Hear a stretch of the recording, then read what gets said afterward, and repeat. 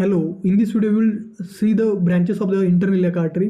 This topic is very important because it will ask in university exams and also in the NEET PG exam. So we will see this topic very carefully. So internal iliac artery is a branch of the common iliac artery and it has two trunks, that is anterior trunk and posterior trunk. First we will see in this table and next one we will see in the image. Okay, so two trunks, that is anterior trunk and posterior trunk.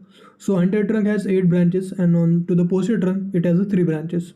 So anterior trunk has a first is obturator artery, second is superior vesical artery, third is inferior vesical artery, then the inferior gluteal artery, fifth is middle rectal artery.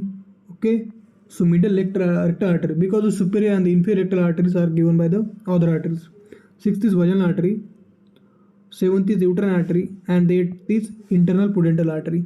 Okay, so these are the 8 branches, which are obturator artery, superior vesical, inferior vesical, inferior gluteal, middle rectal, uterine, vaginal, and the internal pudendal arteries. Okay, and by the posterior trunk given by only 3 branches, that is iliolumbar, lateral sacral, and the superior gluteal.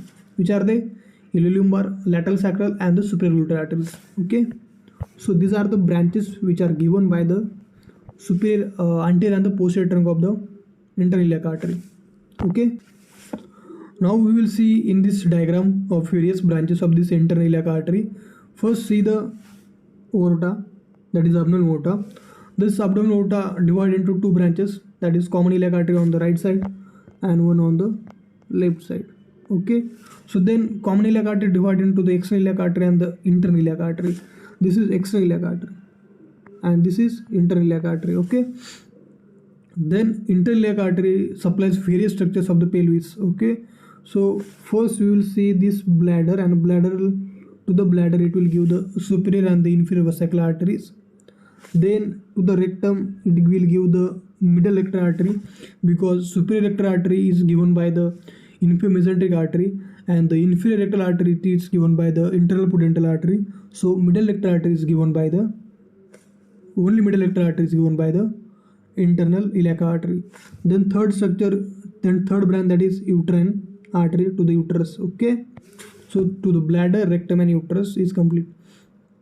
Now the fourth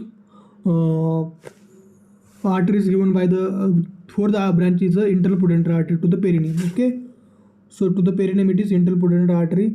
Then to the inner leg, that is obturator artery.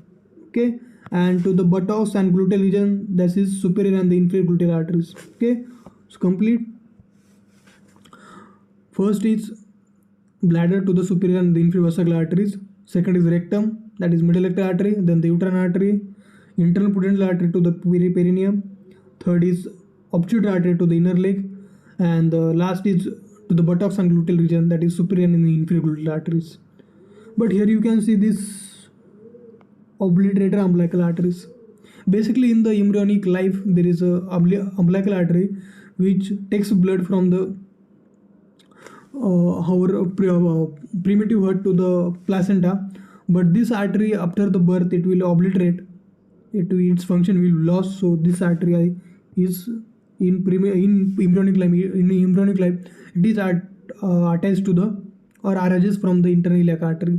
So in adult life it is obliterated. Okay, so these are the branches of the internal iliac artery which I have tried to explain you. Thank you.